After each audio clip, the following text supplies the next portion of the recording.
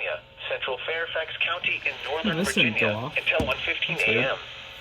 At 10:11 p.m., reporting gauges indicate that minor flooding will begin shortly near Strathmead Springs. Up to 1 to 2 inches of rain has already fallen. Little to no additional rainfall is expected at this time. Some locations that will experience flooding include Fairfax, Mantua, Oakton, Merrifield, and I-66 and I-495 interchange. Turn around. Don't drown when encountering flooded roads. Most flood deaths occur in vehicles.